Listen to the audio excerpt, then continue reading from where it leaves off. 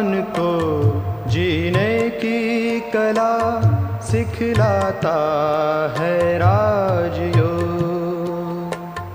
दुख दर्द रोगों से मुक्ति दिलाता है राजयोग। दुख दर्द रोगों से मुक्ति दिलाता है राजयोग। इंसान को जीने की कला सिखलाता है राजयोग।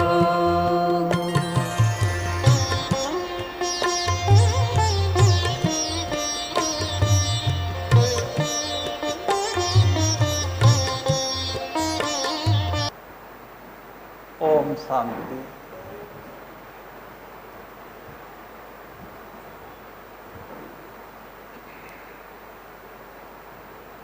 हमारी याद का आधार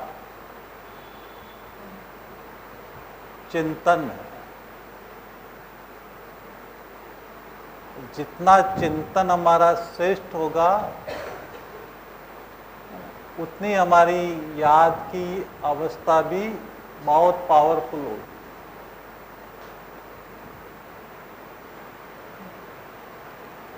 हमारे संकल्पों से, जो हम संकल्प करते हैं, उससे हमारी बुद्धि का निर्माण होता है। इसीलिए बाबा हमें रोज ये 4 पेज की मुरली पढ़ाते हैं।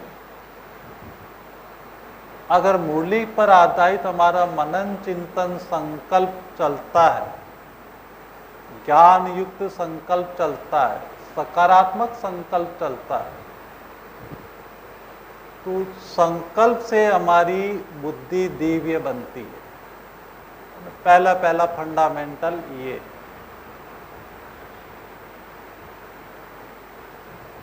संकल्प बुद्धि का भोजन है और सारा पुरुषार्थ क्या है, किस बात का है? बुद्धि को शालीन बनाने का। अभी मम्मा का दिन आ रहा है ना, मम्मा इसी पर जोर देती थी, सारी मेहनत बुद्धि दिव्य बन जाए। तो पहले हम योग की प्रारंभिक अवस्था में जब हम बैठते हैं तो आप लोग पहले संकल्प देते हैं ना अपने को, मैं एक आत्मा हूं, संकल्प देते। किसको? बुद्धि को। तो पहले की अवस्था हमारी क्या होती है? चिंतन की अवस्था होती है। और चिंतन करते करते बुद्धि हमारी श्रेष्ठ बनती जाती है, उतना हमारे अंदर साइलेंस की शक्ति आती जाती है। जितनी हमारे अंदर साइलेंस की शक्ति आती जाती है, साइलेंस का अर्थ है धीरे धीरे हम प्रेजेंट में रहने लगते हैं। कोई बीती हुई बातों का चिंतन नहीं। कोई भी बात हो गई, कुछ ऊपर नीचे हो गया, किसी ने बुरा भला किया, कोई काफ़ी बड़ी कोई घटना हो गई, किसी ने कुछ शरीर छोड़ दिया, अपमान कर दिया, कई बातें बीती हुई बात। किसी ने हमारे साथ बहुत बुरा व्यवहार किया, चीटिंग किया, उसको हम भुला नहीं पाते। तो काफ़ी समय हमारा इसमें जाता है बीती हुई बातों को याद करने। इसीलिए योग में जब हम बैठते हैं तो हमारा बहुत काल का अभ्यास चाहिए, है मुरली का मनन चिंतन। तो ये मनन चिंतन करते करते करते करते बुद्धि दिव्य बनती जाती है। उतनी साइलेंस का अर्थ है बीती हुई बातों का चिंतन नहीं। जो हो गया ओके, थोड़ा सा संकल्प चला, चलो फिर भी एक्सक्यूज।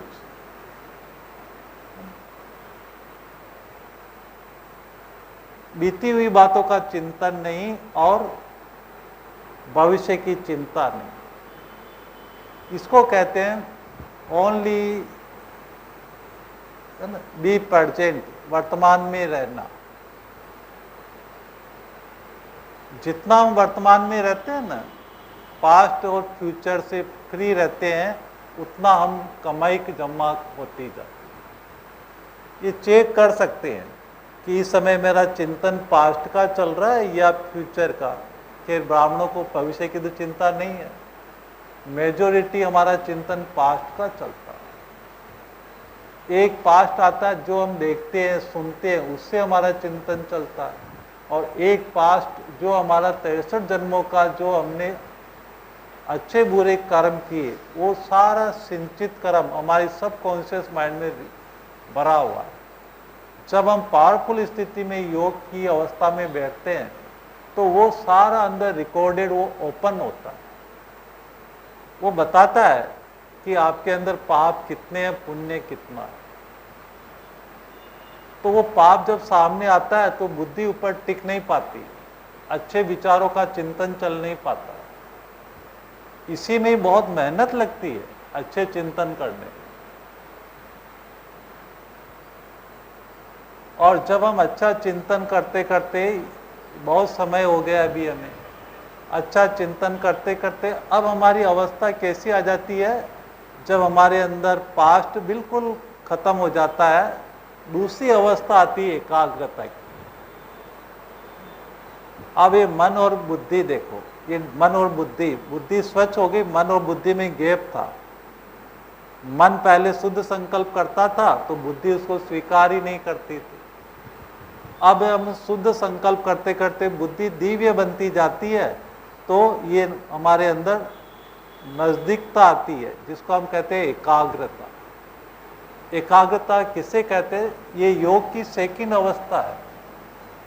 एकाग्रता का अर्थ है कि मन जो संकल्प करे उसी पर बुद्धि कार्य करती रहे, बुद्धि उसको देखती रहे, बुद्धि उसको अनुभव करती रहे, इसको एकाग्रता कहते हैं।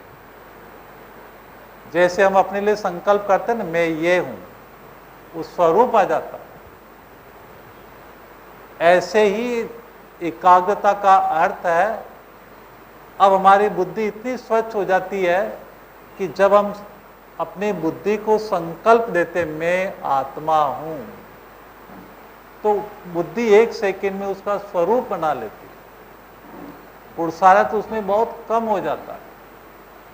लेकिन इसमें एकाग्रता में क्या रहता है, फिर भी हम बुद्धि के अंदर अंडरस्टैंडिंग नहीं आई। देखो पहली क्लास में हम पढ़ते हैं तो पहली क्लास वालों को क्या कहते हैं? A for apple, B for ball, C for cat, D for dog. फिर वो मान लो फाइनल में जाता है, कॉलेज में जाता है, तो पहली क्लास का लेसन रिपीट करेगा क्या? रिपीट करेगा। लेकिन अभी भी हमारे अंदर क्या है, वो पहली क्लास का लेसन अभी पक्का हुआ? पक्का हुआ? पक्का नहीं हुआ, क्योंकि अभी भी हमारी बुद्धि स्वच्छ नहीं बनी।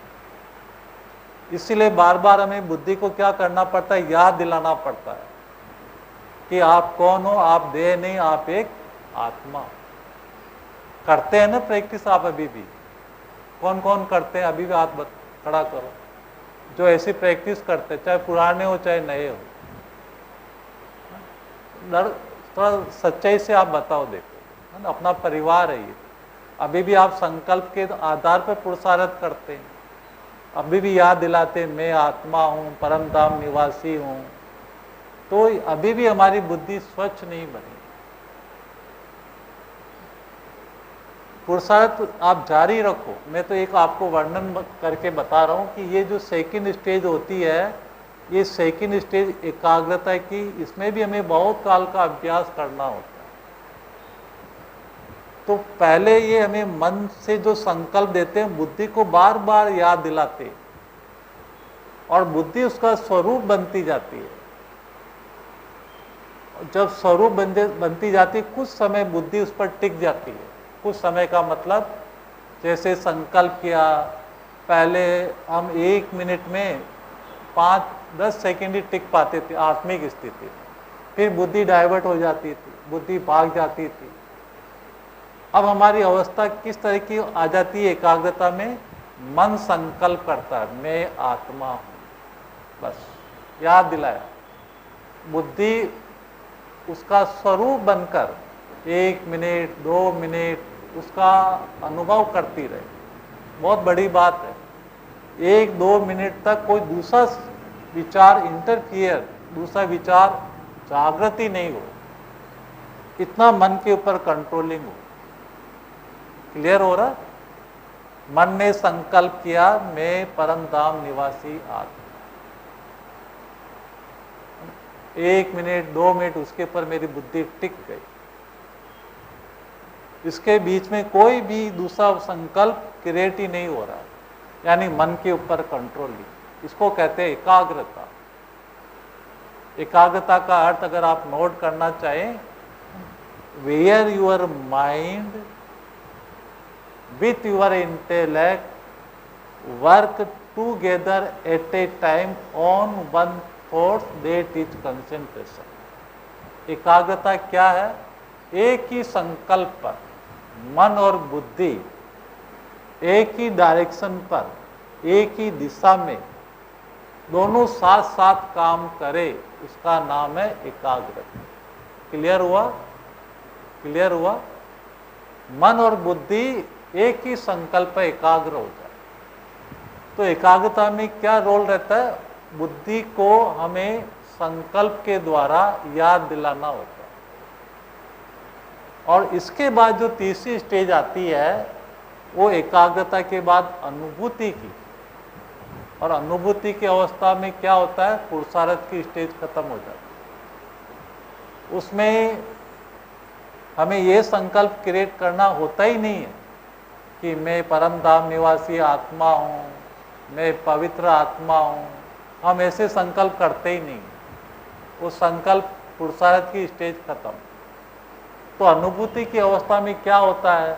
अनुभूति की अवस्था में मैं जो हूँ, जैसा हूँ, केवल अनुभव ही अनुभव, अनुभव ही अनुभव। मैं लाइट हूँ, मैं माइट हूँ, मैं लाइट हूँ, मैं माइट। ये संकल्प भी हमें बोलने नहीं होते, पर अनुभव में हो जाते।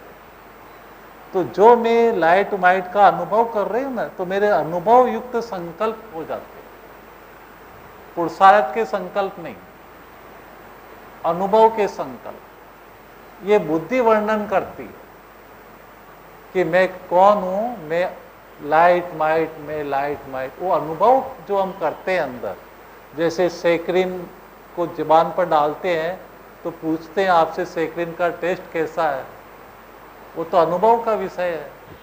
पर बोला, जब बोलने के लिए कहते हैं तो फिर वो अनुभव युक्त बोल निकलते हैं कि सेक्रिन का टेस्ट इतना मीठा है। तो जो जब हम अनुभव करते हैं तो अनुभव के ही संकल्प चलते हैं, उसमें मन विचार नहीं करता। ये थोड़ा सा आपको अंडरलाइन करना। जो तीसरी स्टेज होती है इसको हम कहते हैं पावरफुल ज्वाला स्वरूप अवस्था। यानी मन की स्टेज खत्म हो जाती, मन बिल्कुल कंट्रोल और बुद्धि एकदम जागृत अवस्था में रहती, जैसे दीपक जगा हुआ, फूल अंदर में घृत डला हुआ। तो बुद्धि क्या करती है? बुद्धि संपूर्ण पवित्र बनकर उस स्वयं को देखती रहती है, स्वयं को निहारती रहती है, स्वयं का अनुभव करती रहती है। मैं लाइट हूँ, मैं माइट हूँ, मैं लाइट हूँ, मैं माइट हूँ। और मुझसे चारों ओर, जैसे एक बीज के अंदर पूरा झाड़ होता है, तो इसी तरह से मुझ आत्मा के अंदर सातों गुण पूरे समाये हुए रहते हैं। ज्ञान के, पवित्रता के, शांति के, प्रेम के, खुशी के, आनंद के, शक्ति के, वो मेरे अंदर समाये हुए रहते हैं।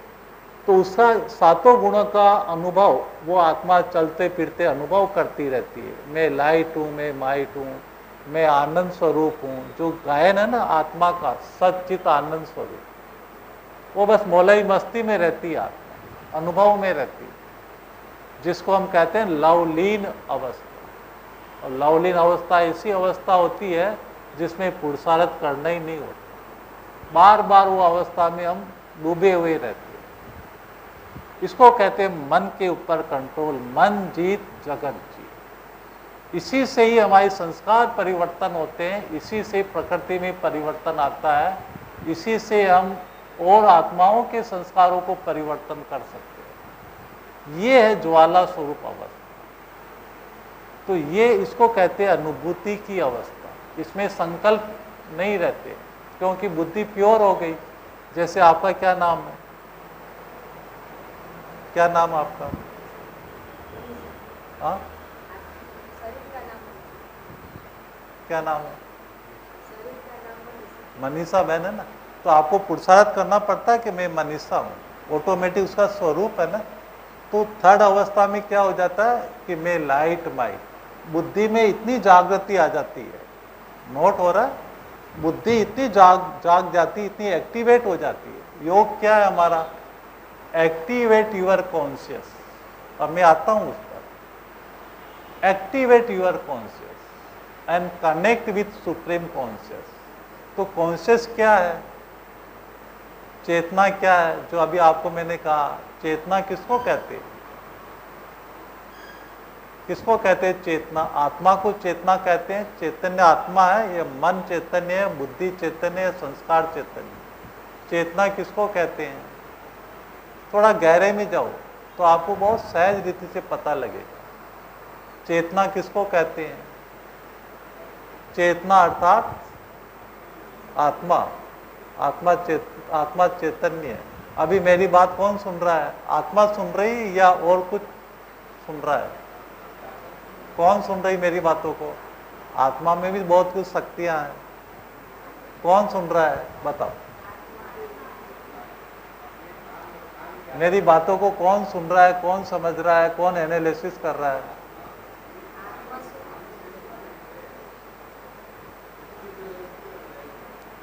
तो सुनने का काम कौन करती है? देखने का काम कौन करती है? हाँ, तो ये कौन सी शक्ति कार्य कर रही है? देखने का काम कौन सी शक्ति करती है? आत्मा के अंदर मन भी है, बुद्धि भी है, दिल भी है, संस्कार भी है।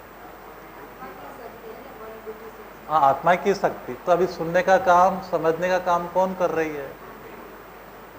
देखो, अभी पहली क्लास का लेसन है ना, पक्का नहीं है, ये मुझे पता है, ये इसीलिए मैं यही क्लास कराता हूँ। बताओ, अभी भी आप इसके ऊपर बताओ अच्छे से।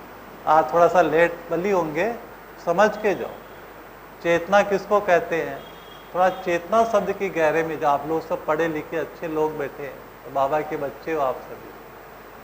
तो कॉन्शियस इंग्लिश में कहते हैं कॉन्शियस, कॉन्शियसनेस। तो किसको कहते हैं? What is the conscious?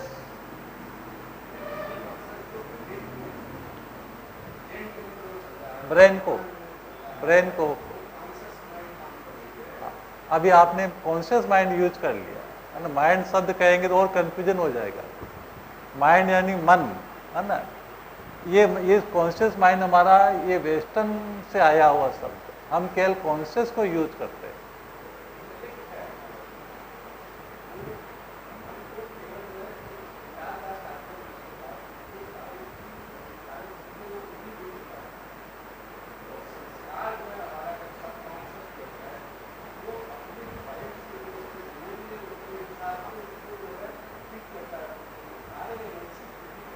हाँ, अभी सुनना। अभी तो चेतना किसको कहते हैं? किसको कहते हैं चेतना? बताओ। आत्मा को कहते हैं, मन को कहते हैं, बुद्धि को कहते हैं, दिल को कहते हैं। सिंपल, थोड़ा सा गहरे में जाओ। चेतना अर्थात ये जो मैं सुनने का काम कर रही हूँ, कौन कर रही हूँ? बुद्धि। टोटल आत्मा को हम चेतना कहते हैं। बुद्धि यानी उसका हार्ट। आत्मा क्या है? आत्मा चैतन्य है ना। उसमें भी चैतन्य क्या है? बुद्धि है। जैसे मैंने आपको अभी लास्ट में याद प्यार के समय आपको मैंने थोड़ा कहा ना कि कौन याद प्यार, कौन नमस्ते कर रहा है, और हम उसको अंडरस्टैंड नहीं कर पा रहे हैं। तो यहाँ आपकी बुद्धि काम नहीं कर रही। यहाँ बुद्धि आपकी साइलेंट है और आपके सबकॉन्शियस वो काम कर रहा है। सबकॉन्शियस में जो रिकॉर्डेड है वो बुद्धि के ऊपर इफेक्ट आ रहा है। जो सामने वाला सुना रहा है उसको हम आत्मसात ही नहीं कर रहे। तो चेतना अर्थात बुद्धि, है ना। अब यही बुद्धि देखो, इसकी बहुत बारीकियां हैं। अभी हमारी बुद्धि में पहले क्या था? ये देह था और कुछ था? आत्मा नाम की कोई चीज थी? अब बाबा ने कहा कि आप कौन? आप देह नहीं, आप एक आत्मा। तो बुद्धि और चित्त, मैं आपको सिंपल चीजें बता देता हूं, इसको सुनना क्लास को बार बार। ये एक बार सुनने से आपको क्लियर नहीं होगी, है ना। ये ऐसी क्लास है जो आपने सुनी तो नहीं होगी, पर अगर आप सुनने के बाद फिर आप बताना, है ना, इसको बार बार सुनना, तब आपको पता लगेगा मिसिंग कहाँ हो रही है। तो जो हमारी चेतना, चेतना अर्थात इसको इंग्लिश में कहते हैं कॉन्शियस, हिंदी में कहते हैं बुद्धि। ठीक, ओके। अब हमें जो ज्ञान मिला कि मैं शरीर नहीं, मैं एक आत्मा, इसको हम कहते हैं विवेक। तो चेतना से क्या बनता है? चित्त बनता है। चित्त क्या है? चित्त को क्या कहते हैं इंग्लिश में भाई जी? सबकॉन्शियस। जो हम चेतना से जो देखते, सुनते, जो निर्णय करते, जो अनुभव करते, उसका इम्प्रेशन कहाँ चला जाता है? सबकॉन्शियस। जैसे अभी आपने मुझे पहली बार देखा, इसके पहले कभी देखा आपने? नहीं देखा। अब मैं 20 साल के बाद मालूम में आप मुझे मधुबन में मिलते हो, तो कौन सा सीन याद आएगा? ये वाला सीन। और 20 साल के बीच में आपको कोई सीन याद आएगा? क्योंकि कोई घटना ही नहीं घटी, कोई जिक्र ही नहीं हुआ मेरा, तो वो सीन एक्टिवेट ही नहीं होगा। तो हमारी जो चेतना और चित्त, इस चेतना में, इस बुद्धि में जो कुछ हम देखते हैं, सुनते हैं, वो सारा रिकॉर्डिंग किसमें होता है? चित्त में रिकॉर्डिंग होता है। अगर चेतना ही अगर आपकी गलत है, चेतना ही देह पर आधारित है, देह अभिमान वाली है, तो चित्त आपका क्या होगा? चित्त आपका शांत रहेगा? शांत रहेगा? नहीं रहेगा। चित्त अशांत होगा आपका, चित्त अशुद्ध होगा। और चित्त ही अगर अशांत है तो आपका चिंतन कैसा चलेगा? फिर व्यर्थ चिंतन चलेगा, डर वाला चिंतन चलेगा, भय वाला चिंतन चलेगा, पास्ट का चिंतन चलेगा। क्यों? क्योंकि आपकी चेतना में क्या है? आपकी चेतना में देह है, देह का अभिमान। ये सीक्वेंस है, ये समीकरण है आपका। तो जैसी मेरी चेतना, अब आगे बढ़ रहा हूं मैं, फिर भी पूछना हो तो आप पूछ सकते हैं। जैसी मेरी चेतना, अगर मेरी चेतना में सत्य है, सत्य क्या है? यू नो, सत्य क्या है बताओ? मैं कौन? पक्का। और असत्य क्या है? शरीर। बोलना सीखो आप, मेरे साथ इंप्रेशन करो, भले गलत भी आता बोलो आप। अगर मेरी चेतना में सत्य है तो मेरा चित्त कैसा होगा? होगा या नहीं होगा? चित्त शांत होगा। जहाँ सत्यता है वहाँ शांति है, जहाँ सत्यता है वहाँ पवित्रता है, जहाँ सत्यता है वहाँ प्रेम है, जहाँ सत्यता है वहाँ खुशी है। ये सीक्वेंस है। तो मेरी चेतना में अगर सत्य है, आप नोट कर लेना जिसके पास डायरी पेन है, चेतना में सत्य है तो चित्त शांत, और चित्त शांत है तो चिंतन कैसा चलेगा? कोई डर भय वाला चिंतन चलेगा? चलेगा? कोई कुछ भी हो रहा, मान लो कुछ ऊपर नीचे हो गया तो भी मेरे अंदर भय पैदा होगा। क्यों? क्योंकि मेरी चेतना में क्या है? सत्य है ना। स्थिति कैसी होगी मेरी? अचल अडोल होगी। चिंतन कैसा होगा? चिंतन मेरा सदा अच्छा, जो बाबा ने बात बताई ना, जो हो रहा अच्छा, जो होने वाला अच्छा, जो होगा अच्छा। भले परिवार में किसी ने शरीर छोड़ा हो तो अभी आपका चिंतन कैसा चलेगा? बहुत अच्छा, है ना। आपको कोई भय चिंता नहीं होगी। तो ये चेतना सत्य है तो चित्त शांत होगा और चिंतन श्रेष्ठ चलेगा। Okay okay. अगर मेरी चेतना असत्य है तो मेरा चित्त अशांत और चिंतन नकारात्मक व्यर्थ चलेगा। ओके। अब मेरा चेतना में सत्य है, चित्त शांत है, चिंतन अच्छा है। अब चिंतन के आधार पर फिर आगे बढ़ो। अब मेरे चिंतन बार बार क्या चल रहा है, मैं आत्मा बाबा का बच्चा, मैं आत्मा भगवान का बच्चा, मैं आत्मा शिव बाबा का बच्चा। ये चिंतन से क्या हो रही, मेरी भावना पैदा हो रही है। जैसे माँ एक बच्चे को बार बार क्या याद करती है, मेरा बच्चा, ये मेरा बच्चा, तो भावना पैदा होती है। और बच्चा चाहे कैसा भी शैतान बच्चा हो, नाटी बच्चा हो, बच्चे को माँ प्यारी लगती। क्यों? क्योंकि एक दूसरे के बीच में भाव और भावना का संबंध होता है ना। तो माँ कभी बच्चे को डांटती भी है ना, तो बुरा नहीं लगता। क्यों? क्योंकि भावना उसमें समाई हुई रहती है। तो चिंतन मेरा बार बार, एक ही चिंतन बार बार चल रहा है, उससे मेरी भावना क्रिएट होती है। और बार बार जब वो चिंतन पे चलता है तो भावना से फिर वृत्ति बनती है। वृत्ति का मतलब है राउंड राउंड। जैसे पंखा राउंड राउंड से घूमता है ना, तभी हवा देता है। अगर राउंड राउंड नहीं घूमेगा, हवा देगा? ये नहीं देगा। तो एक ही चिंतन जब बार बार चलता है, वो वृत्ति का निर्माण करता है। अब मेरे चिंतन में श्रेष्ठ चिंतन आ गया, बाबा का चिंतन आ गया, मुरली का चिंतन आ गया, आत्मा का चिंतन आ गया। अब मेरी वृत्ति से कौन से वाइब्रेशंस फैलेंगे? जो मेरी आत्मा के सातों गुण है। सातों गुण कौन से हैं? ज्ञान के, पवित्रता के, शांति के, प्रेम के, खुशी के, आनंद के, शक्ति के। जैसे पंखे चलता है तो क्या करता है, जैसे वातावरण की एटमॉस्फेयर होता है वैसी तो हवा देगा आपको। अभी गर्म वातावरण है तो गर्म हवा दे रहा है, बरसात हो जाएगी तो ठंडी हवा देगा पंखा भी। तो ऐसे मेरी चेतना में क्या है, मेरी चेतना के सातों गुण, आत्मा के सातों गुण है ना। अब मैं बार बार अपना आत्मा का ही चिंतन कर रहा हूँ, तो सातों गुण ऑटोमेटिक वातावरण में फैलेंगे। फैलेंगे नहीं फैलेंगे? तो ये वृत्ति से वाइब्रेशंस फैलते हैं। फिर औरों को क्या अनुभव होगा? अब आप बताओ क्या अनुभव होगा औरों को? औरों को मेरे सातों गुण अनुभव होंगे।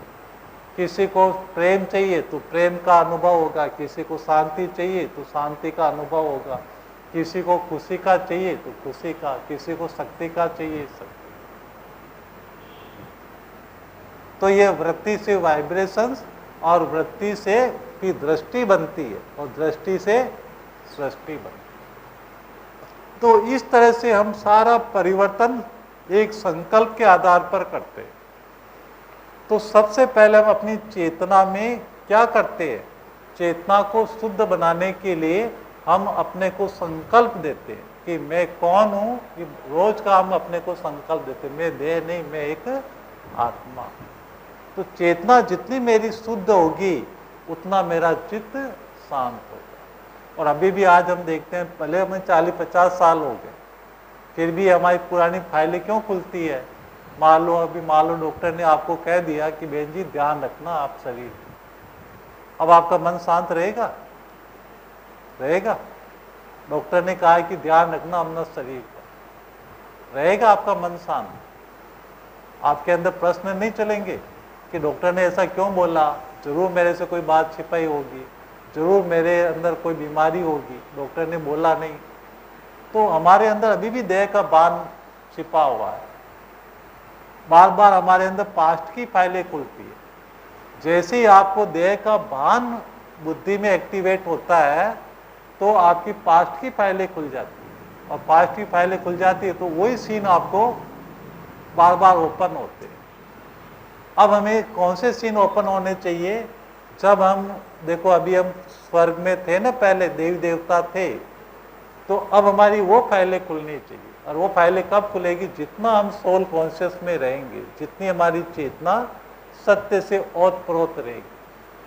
तो जितनी हम इसकी प्रैक्टिस करते जाएंगे ना, प्रैक्टिस करते जाएंगे, तो वो नज़ारे आपके सामने नेचुरल दिखाई देने लगे। तब आप समझिए कि मेरी यात्रा अभी संपन्न और संपूर्णता की ओर जा रही है। और अगर आपके चेतना में असत्य है, चेतना में देह का बाण है, तो आपको ये दुनिया की बार बार पुरानी फाइलें खुल जाएगी, है ना। मान लो 20 साल पहले किसी ने आपको दुख दिया, 20 साल पहले आपको सताया, तो वो वैसा का वैसे अनुभव आप करेंगे। क्योंकि अभी आपकी बुद्धि शुद्ध नहीं बनी, अभी आपकी चेतना शुद्ध नहीं हुई। तो हमें चेतना में क्या करना है?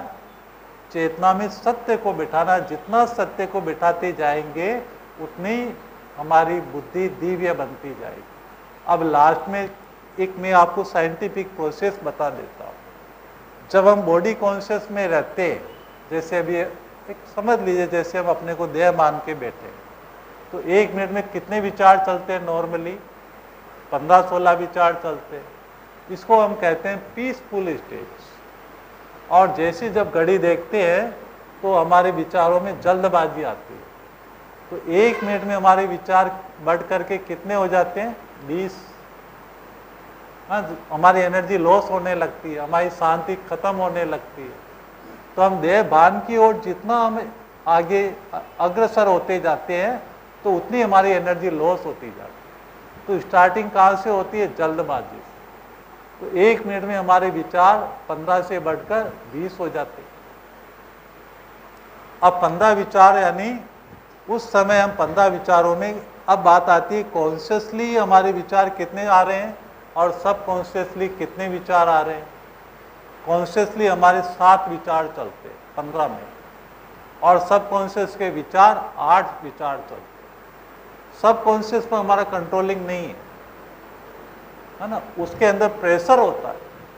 तो बार बार न चाहते भी सब कॉन्शियस का प्रभाव हमारी मन बुद्धि पर पड़ता रहता है। और जब जल्दबाजी करते हैं तो 1 मिनट में 20 विचार हो जाते हैं। तो 20 विचार हो जाते हैं तो हमारे कॉन्शियसली विचार 6 चलते हैं, और फिर बाकी के विचार 14 विचार सब कॉन्शियस के चलते हैं। अब जल्दबाजी के बाद फिर मेरे अंदर उसकी चिंता होती है, बार बार हम उसी को याद करते रहते हैं। तो 1 मिनट में 25 विचार आते हैं। तो 25 विचार आते हैं तो कॉन्शियसली मेरे विचार कितने रहते हैं फिर? है ना, 20 में मेरे विचार कॉन्शियसली कितने चले? 6 और 14। और यहाँ 25 विचार चलते हैं टोटल 1 मिनट में। तो 5 विचार कॉन्शियस के, बाकी के 20 विचार सब कॉन्शियस के। और जब हम चिंता करके, जब हमारे अंदर बार बार फिर हमारे अंदर क्रोध पैदा होता, नहीं, इरिटेशंस पैदा होता है, क्योंकि आपकी एनर्जी लॉस हो रही है ना, तो आप भी कमज़ोर होते जाते हो, चिड़चिड़ा होते जाते हो। तो चिड़चिड़ा में क्या होता है? 1 मिनट में विचार 30 हो जाते हैं, और 30 हो जाते हैं तो हमारे प्रेजेंट थॉट्स, प्रेजेंट विचार 4 विचार चलते हैं, और 26 विचार सब कॉन्शियस। फिर हमारे को चिड़चिड़ापन आ गया, एनर्जी लॉस हो गई, फिर हमारे को क्रोध आता है। क्रोध में 1 मिनट में 35 विचार चलते हैं। तो 35 विचार चलते हैं तो 31 विचार नहीं, 32 विचार तो हमारे ये सब कॉन्शियस के, और 3 विचार कॉन्शियस के चलते हैं। और फिर हमारे अंदर तनाव आता है, तनाव में 40 विचार हो जाते हैं। तो 40 विचार हो जाते हैं तो कॉन्शियस के विचार हमारे 2 ही रहते हैं, और बाकी के 38 विचार सब कॉन्शियस के रहते हैं। और फिर इसके बाद हमारे अंदर डिप्रेशन आता है तो 45 विचार हो जाते हैं। तो कॉन्शियस के विचार 0 और सारे विचार सब कॉन्शियस। ये मैंने नेगेटिव साइड, देह भान की साइड बताई। अब जब हम साइलेंस की ओर जाते हैं, मेडिटेशन करते हैं, तो जैसे हम अपने को आत्मा समझ के बैठते हैं तो मेरे 16 विचार पहले देह बांध के चल रहे थे। अब जैसे मैं आत्मा समझ के बैठता हूँ तो 1 मिनट में मेरे विचार कितने हो जाते हैं? 10, यानी आधे विचार कटिंग हो जाती है। 5-10 मिनट चले।